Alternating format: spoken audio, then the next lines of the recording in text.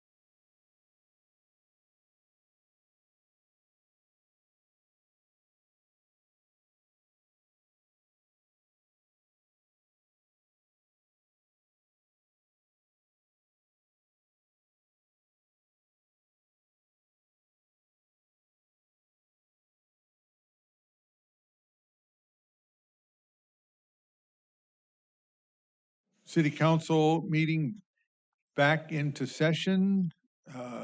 Tom, if you want to read out the results of closed session? So there it goes. In its closed session, which was held from 5 p.m. to just a little bit after 6, the City Council received an update from staff on pending litigation, one case, and the payment of professional fees as part of that, as well as an update on labor negotiations at a macro level. There were no reportable actions taken. All right, thank you. If you'll all join me for the pledge and remain standing for the invocation. I pledge allegiance to the flag of the United States of America and to the republic for which it stands, one nation, under God, indivisible, with liberty and justice for all.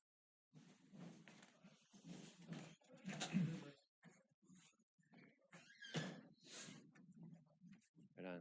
All right, let's pray. Lord, thank you for being the one who presides over us. As we preside here over many items of business and things that are called to our responsibility and to our attention, we want to first recognize you and how you have given us this honor to be in leadership. And we ask that you would help us. Give us the wisdom and the ability to be sort of a non-anxious presence in the midst of lots of challenges. There's always things that are calling for our solutions, but may we find our peace in you, find our wisdom in you, our truth in you. May you preside here with your grace and your goodness. We pray this in your name. Amen. Amen.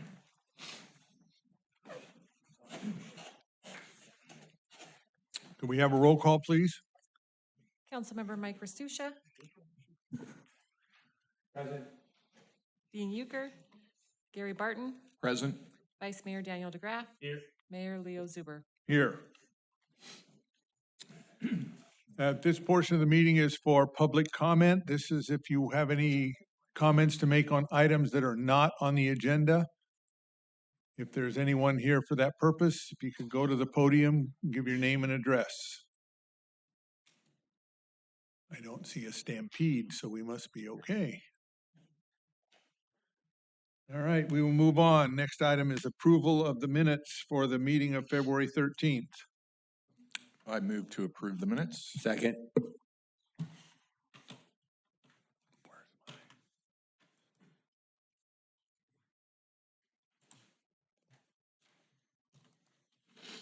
Okay, motion carries. Next item is approval of the agenda. Are there any items anyone wishes to pull from the consent calendar? Mr. Mayor, I'd like to pull 1.2C. All right, and Lisa, you have a public comment that was for one item? Yes, we received a public comment via email for item 1.3C for the radio tower upgrades. It's from a Mr. BRAD.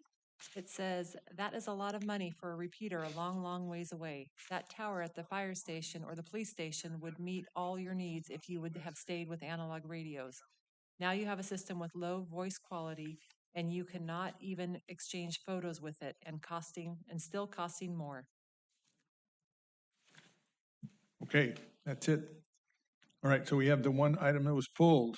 We have a motion to approve the agenda as amended. So move. Second.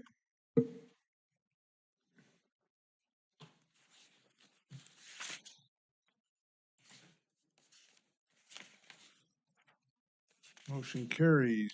Item 1.2C. Yeah, I'm going to leave. I'm a director of Bank of Stockton, a paid director, so I want to be out of the room, leaving my phone here. Okay. Are there any questions or comments on the item? Otherwise, I'd entertain a motion. Make a motion to approve. Second. Motion and a second. Do we need a roll call for this one? All those in favor? Aye. Opposed? None. Motion carries. Don't forget the consent calendar. We approved the agenda. We got the consent calendar as amended. So we just reversed it, right?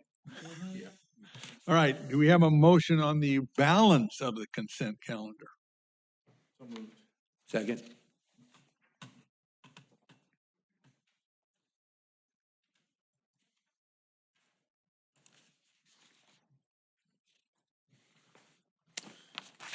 Okay, now comes the interesting part of the meeting.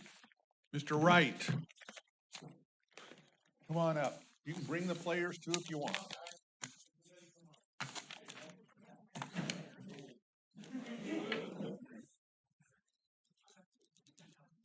This is the most crowded we've been in months.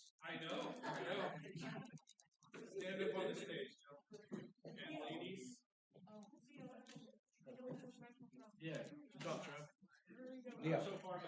Leo. Take this one. What do you have, a hand on?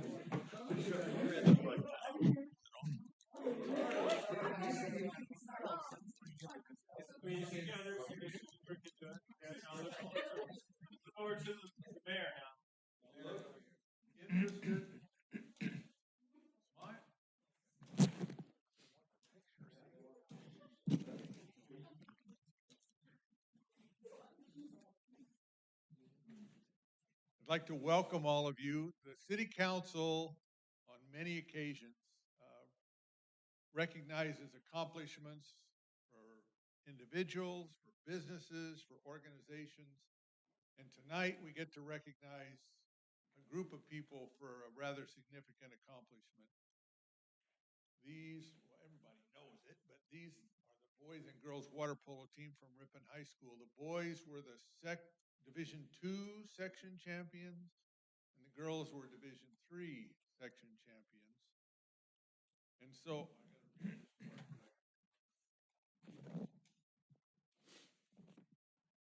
well, and I'd also like to say, besides recognizing the kids, they're the ones that did the work. But the parents and staff at the school were important too. I've been there. And they provide support in a lot of different ways so that the kids can go out and be the successes that they are. And so tonight, the Ripon City Council publicly congratulates the Ripon High School boys and girls water polo team for their success in 2023 and 2024. And I have to say, this is the first, probably going to be the first of many, because we have a couple of high schools in this town that are pretty successful in a lot of areas. And we want to recognize them. And so there's going to be a few more groups of people up here over the next few months as we go through the school year. So you're the first of many. And congratulations to all of you.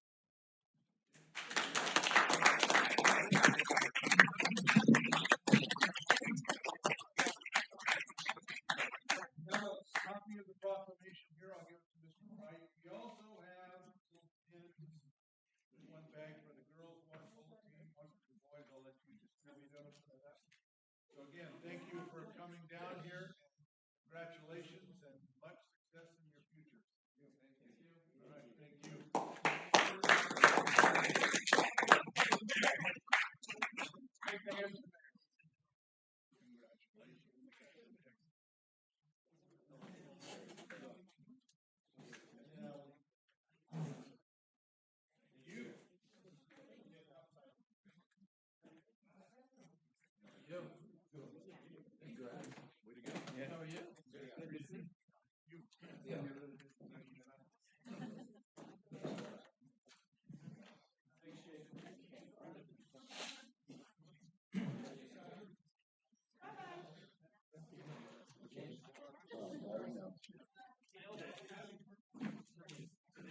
Why I whispered it.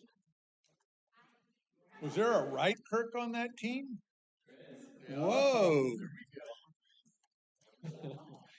Peter, good seeing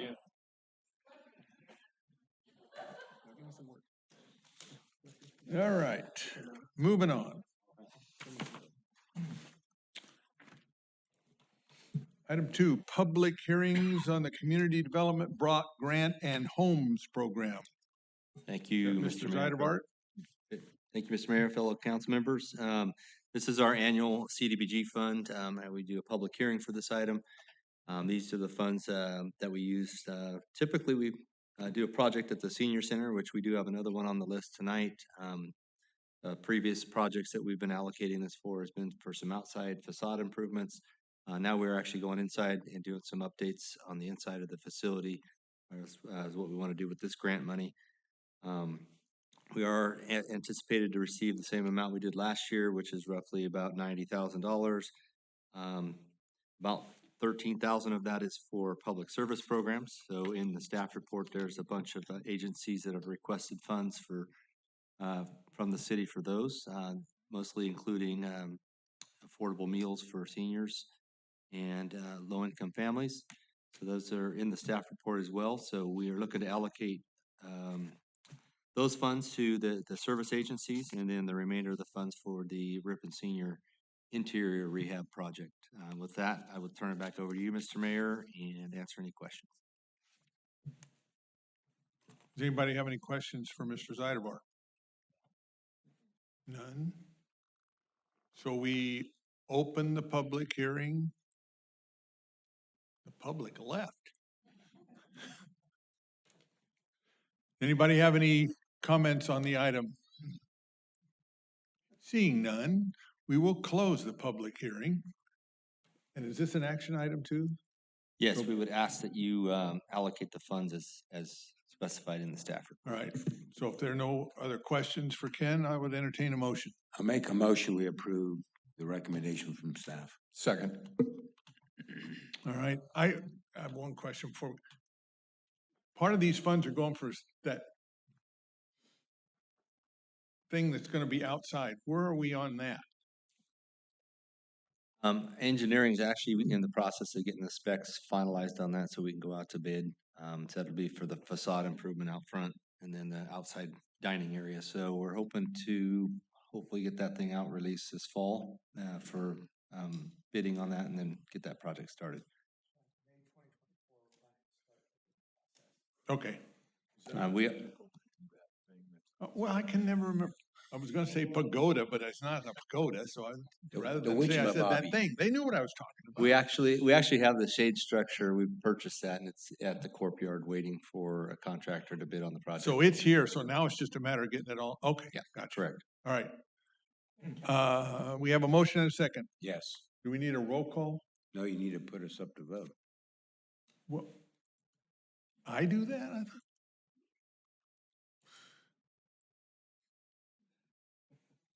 Too much work. All right, thank you. Item 3, East Main Street Traffic Signal Operations Study. Mr. Werner? So there is a traffic signal that has been planned at East Main, where the 99 northbound off-ramp is at. The city was actually successful a couple years ago getting a CMAQ grant to offset some of the construction cost of that. If I remember correctly, it's in the staff report, it was about $450,000, I believe, is what we were able to obtain for the grant. So we did have hired Fair and Peers to evaluate this intersection, really confirm the need for the traffic signal, and most importantly, advise us on the lane configurations and the geometry of that intersection with the signal.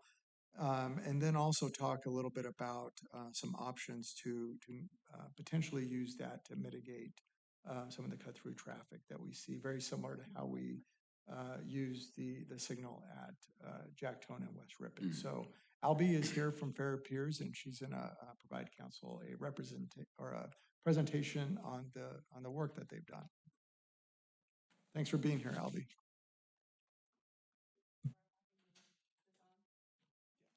Okay. Good evening, council members. My name is Albie Way. I'm a certified professional transportation planner with Fair and Peers. I'm here to present to you about the findings from our SR 99 Main Street traffic signal study. Next page, please. So this is our project area. We have the northbound SR 99 Main Street intersection.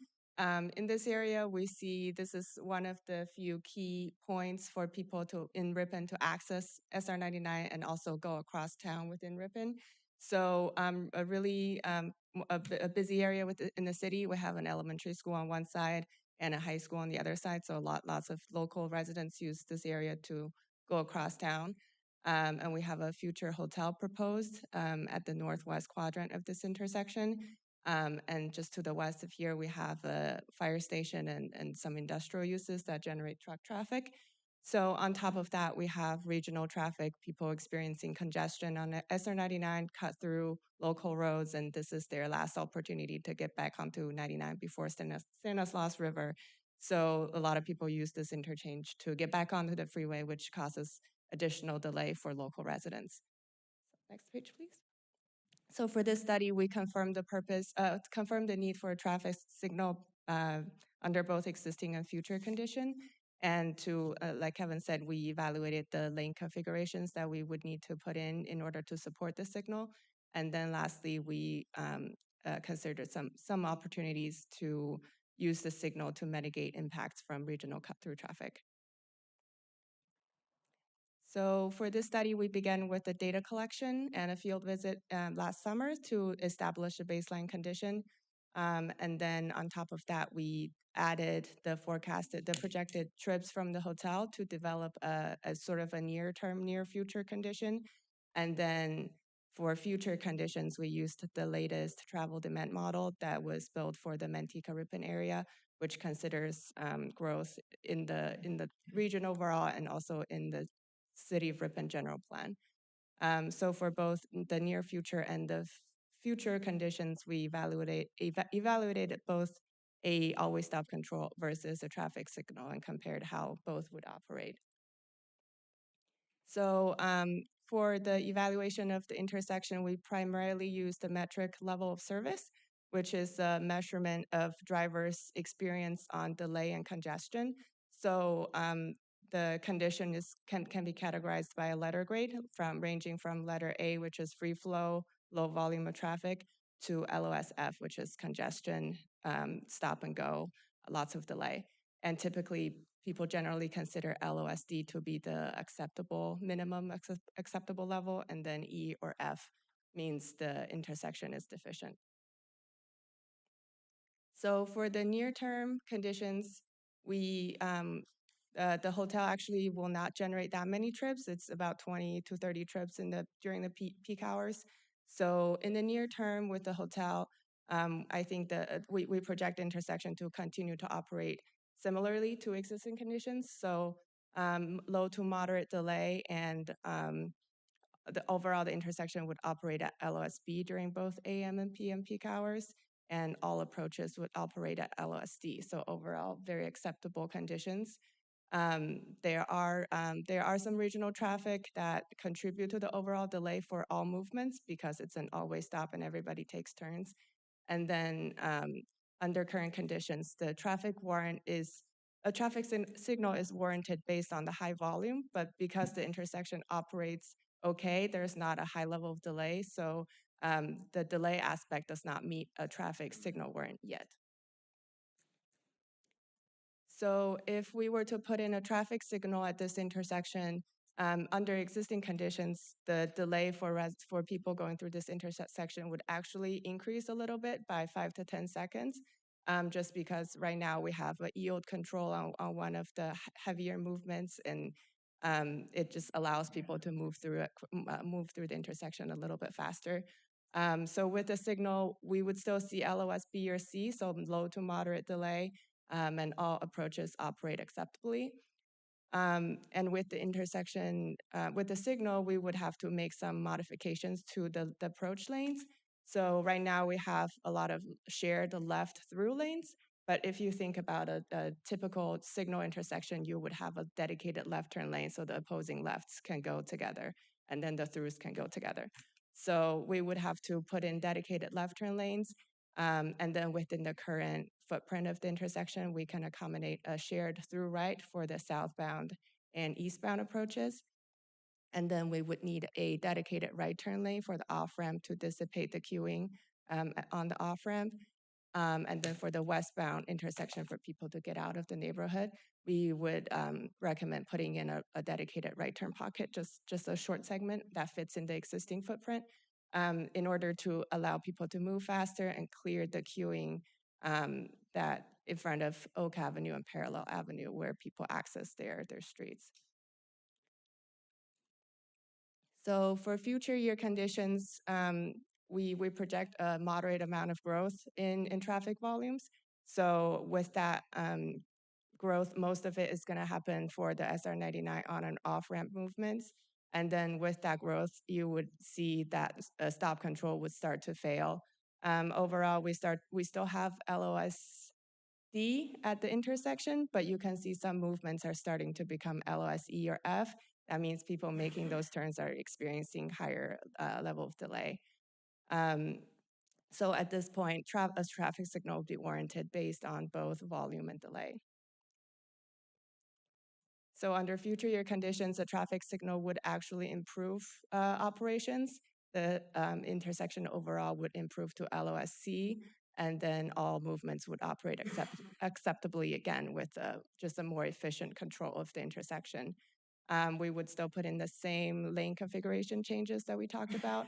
And then additionally with a signal, we have the opportunity to put in like multimodal safety features like a crosswalk, pedestrian call buttons, the audio call tones for visually impaired people, and other features. So in the future, a traffic signal is definitely warranted and would improve the conditions. So in summary, the study intersection will continue to experience low to moderate delay in the near future, whether with an always stop or a traffic signal. But the delay and queuing are projected to worsen under future conditions. And at that point, a traffic signal would be warranted and it would reduce delay to an acceptable level. And with the traffic signal, we will require changes to lane configuration, but they would all happen within the existing footprint, so no nearby properties will be impacted. And then with the signal, we have opportunities to put in multimodal features for pedestrians and bicyclists. And also we have an opportunity to adjust signal timing to, say, prioritize local traffic and meter regional traffic for the movements that regional people come in from. So overall, we would recommend moving forward with the traffic signal at this point, especially since the city already has some funding to cover the construction cost. So the next step, if the city council approves the traffic signal, would be to obtain encroachment permit from Caltrans for the proposed modifications. And the city would direct us to prepare construction, signing, striping, and traffic signal plans in order to get ready for construction. That's it. Any questions? Can you go back one slide? I have one question. Yeah. Fourth item down where it says opportunity for multimodal safety improvements. What does that mean? That would be the crosswalks and the pedestrian call buttons and the audible features that you would see at signalized intersections. Yes, can you go back to, there was a map with lots of arrows, yes. So, help me better understand a couple of things. I think you said proposed left turn lanes. Let's start with that one. Yeah. Can you walk me through that one again? Yeah, so if you think about a typical signal intersection, you would have left turn lanes, so the two opposing left turns can go together. Right now, this intersection has shared left through lanes, so you cannot allow those two movements to go together. So we would have to restripe the intersection to have dedicated left turn lanes. And you have enough room to do that? Yes, so on the off-ramp approach, we kind of have a unused kind of dirt area on the side. And then on the westbound approach, the road is actually kind of shifted north and there's a bit of unused pavement on the south side of the road. It doesn't show here, but if we shifted the road, it would actually align a little bit better with the other side of the intersection. And then we would have room on the north side to put in the left through and right three lanes. Okay, and are you doing the same then on the Yeah, the eastbound and westbound. So the eastbound and westbound both currently have two approach lanes. They are just striped as left through and then a right lane. Mhm. So we're just gonna change the arrows on the pavement, the striping to make it work. Okay. And then you briefly mentioned, I just want you to walk me through it again. There's times during the day when there are significant challenges with Oak and the frontage road and people coming in just, 50 yards short of that intersection. So how do you anticipate helping that situation with this signal? So it is not an ideal placement for the road to be so close to an intersection, especially a signalized intersection. I think ideally, I mean, in a lot of cases, we would recommend putting in a median to stop people from making left turns. So right turns are usually less impactful on the overall traffic flow. Left turns is a little bit more dangerous and a little bit more, it takes a bit longer. But in this case, we have people living here and we really don't want them to have to go all the way around their neighborhood just to get back onto this road. So I would propose, first of all, the speed on this street is pretty slow, and as people approach the intersection, they naturally slow down. So I think even with a signal, this area would operate similarly to how it is operating, existing, with people kind of like, being a friendly neighbor and taking turns a little bit to just watch out for each other. But we can do things like striping the intersection as keep clear to allow people an opportunity to exit the neighborhood. Or if we do observe, collisions or conflicts, we can then put in the median to help mitigate that situation. Set a police officer there for a couple of days and it'll solve a lot of problems.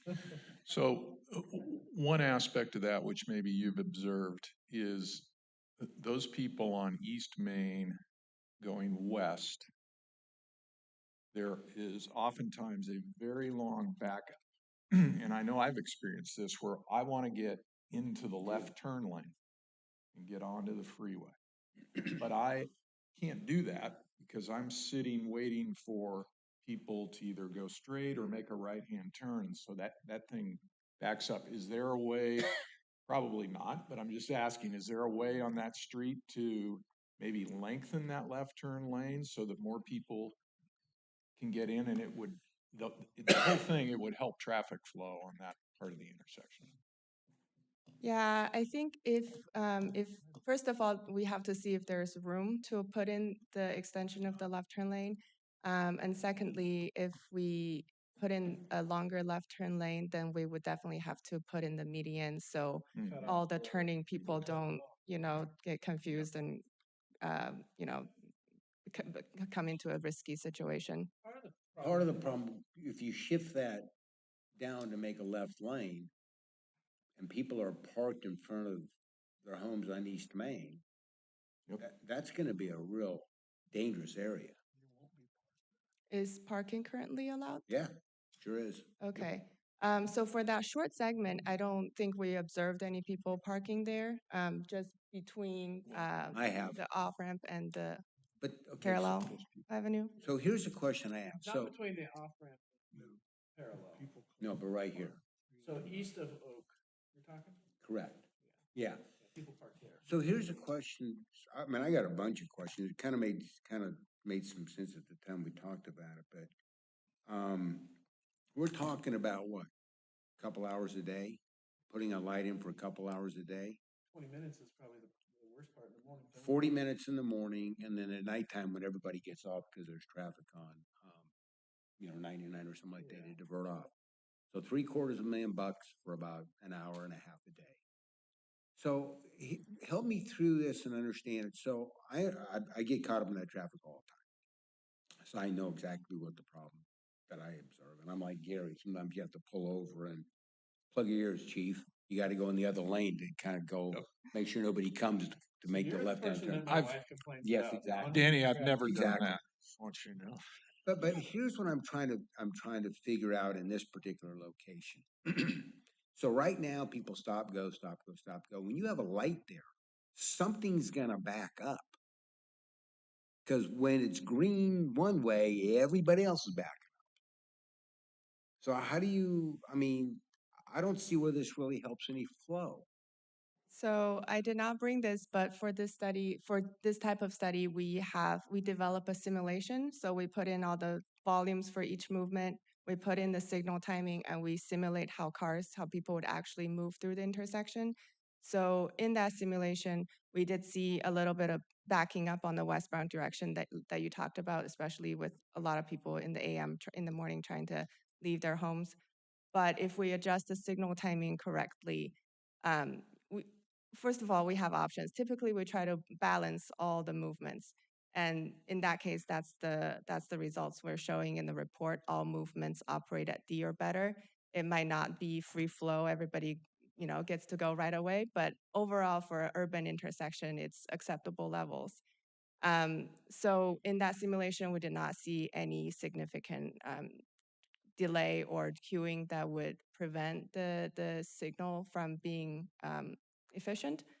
Um, uh, in addition, I know there's a cut through problem in the city, so in addition to balancing everybody's green time, we can say, okay, local traffic get more green time, so local traffic kind of gets a priority treatment, and you just hold the cut through traffic for a longer period of time. So their queue backs up, which will hopefully deter people from taking Rippon's roads to get onto 99. And then local traffic will have more green time to use. Yeah, not everybody's cut through. A lot of those people are local people that get caught up in the cut through. So what happens when there's no traffic at all now? Now all of a sudden somebody goes at the light. Is that thing gonna move quickly to let everybody through? Because right now you go to the stop sign, you make a full and complete stop, and then you go. Yes. So the traffic signal will be actuated. So I don't know if you ever noticed the loop detectors at intersections. Oh, yeah. So when there's no one waiting at the intersection, you stop on the loop detectors, and the light will turn green for you. Or if it's the major movement eastbound westbound, the light would just stay green until someone from a minor movement calls for it. So we can set it up that way. And are you talking about turn lanes as well then, right? Turn lights? Right turns would stay green when the through movement is green. Left turns would have to be called. Yeah. And the left turn isn't really what cues. It's all the right hand turns That's to right. yield that no one knows how to use a yield sign. And then the left turn people going north, if they're traveling east going north, they'll always cut across to the second lane. If the people turning northbound would just stay in the first lane and the yield people going northbound would use their brain and actually yield, you wouldn't have any of these problems to begin with. But unfortunately, no one knows how to drive. So. Well, if you just pulled over a little bit, you wouldn't have to worry about the extra lane. One thing we did for the signal at West Ripon and Jacktown, we have different timing methodologies depending on the day. So so if there's an AM demand, we could set up different types of. Can you do it like throughout the day, different times? Like the morning 7:45 Right. to 8:50. That's what Right? You've got a window that lets the northbound. Yeah, because that's what I think. Starting at 3 o'clock, the signal at Jacktown and West Ripon, it changes the coding to something that allows it to have that quicker green light on that eastbound direction. Yeah, I'm fine. I have a question about Well, I still got eastbound between Starbucks. Mm-hmm. Know what you call it? The Left and two-way right left turn turn lane? lane, and then Caltrans is blocked off the first 40 feet so that nobody can get in there. What, under your scenario, what would that part of the intersection look like? Do you mean Caltrans blocked off? They put in a median and that extends? blocked off left Yeah, you can't get in that lane for about the first 40 feet from. So you approach it and then there's a blocked off portion, and then you can get into the turn lane? Looking at your picture, the drawing, you're gonna have a dedicated right turn lane. And then a dedicated eastbound lane, and then a dedicated left turn lane too? And then a westbound lane? Yes. Yeah. Yeah, so currently we have a through left. Yes. We can modify it to a left turn and then a through right, and it's the same footprint. How about straight? No, it's, I get that, but. And then part of the problem is you get westbound people who want to turn left because they want to go into Starbucks. Right now, they can get into that, I don't know what you call it, the lane that you can turn both ways.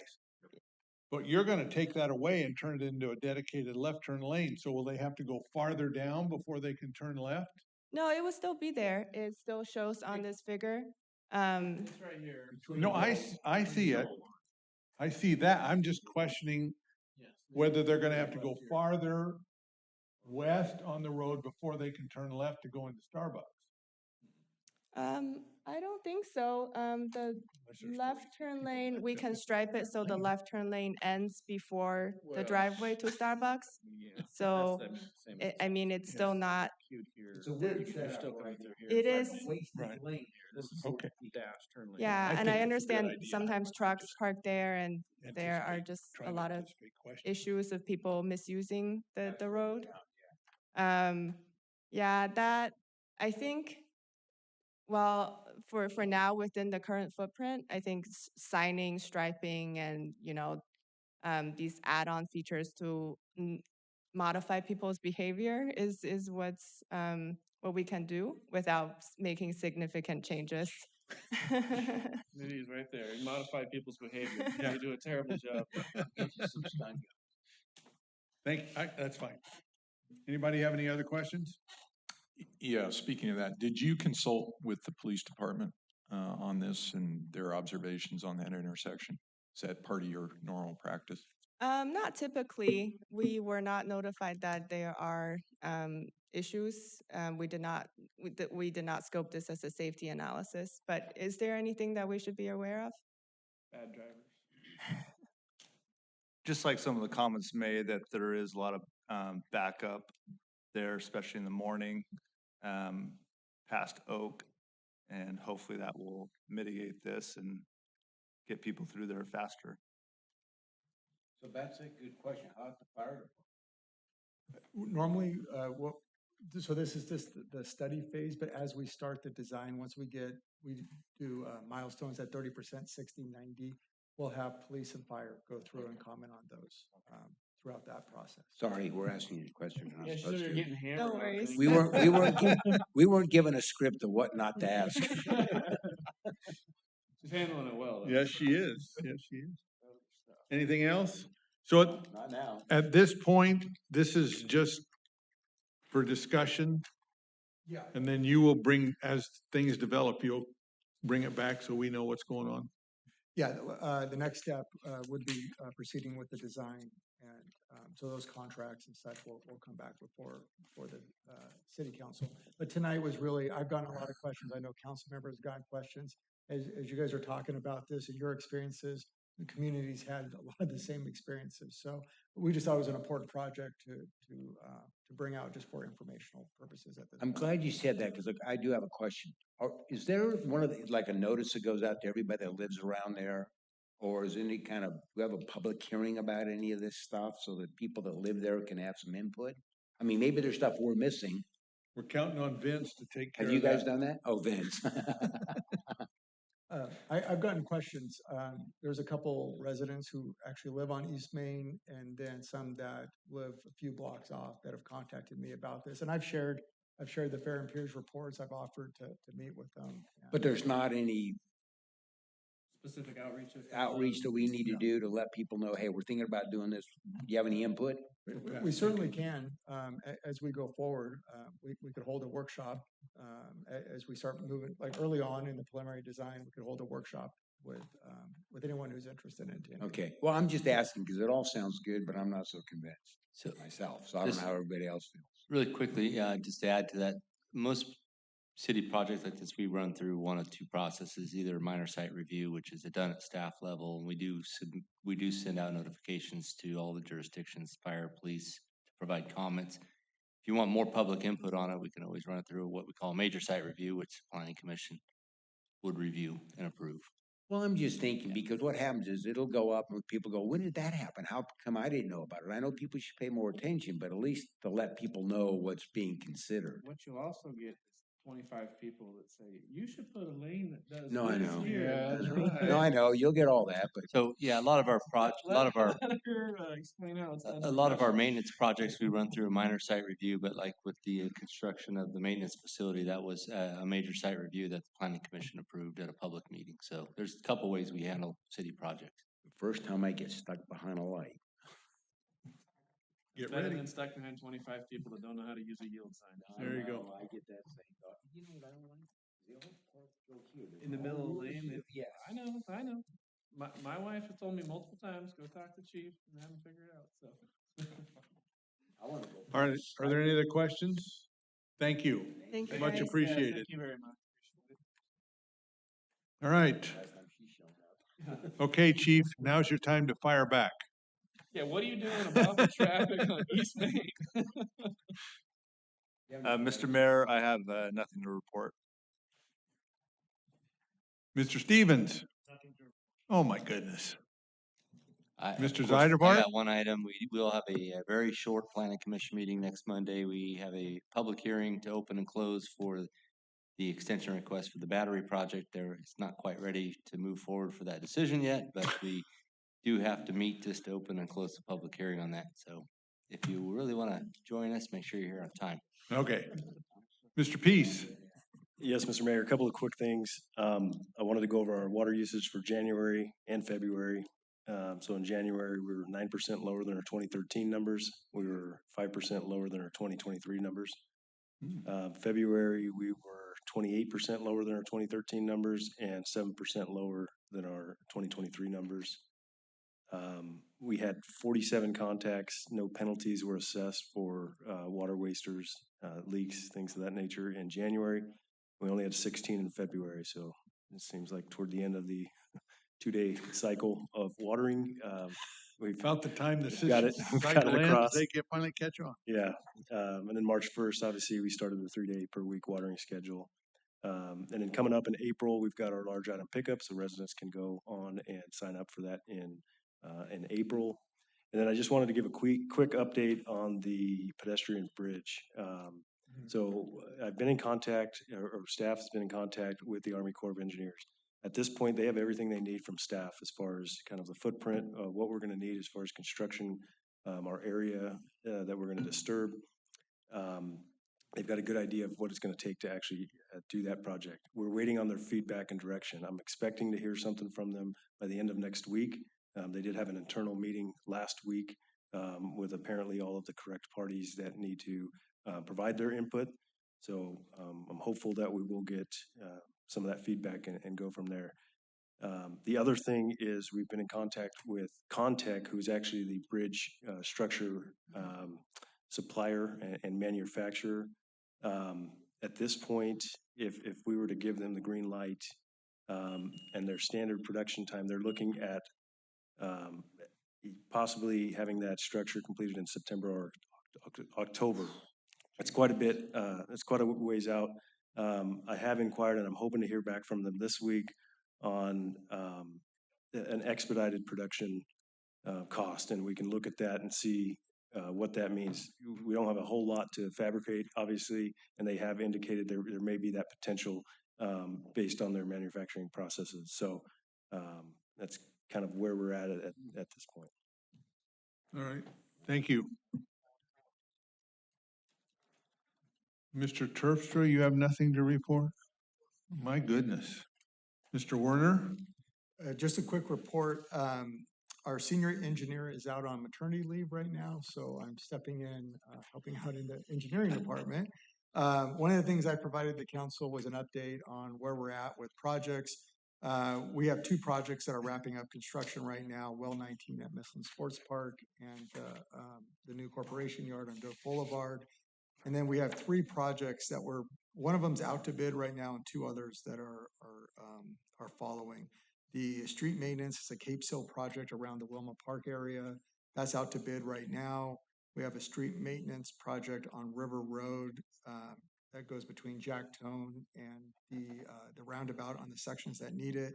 That should be out to bid here in a couple weeks. And then the senior center outdoor seating area, that's gonna follow that probably in May of '24. So with that, I'm happy to answer any questions that you may have. None. Mr. Restuccia? One thing, but you're back at engineering again.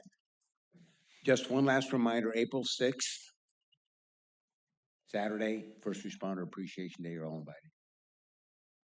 Mr. Barton? Wonderful almond blossom weekend. Thank you to Kelly, who's not here, and her staff. In spite of some of the carping on social media, I thought it was very well done and most appreciated.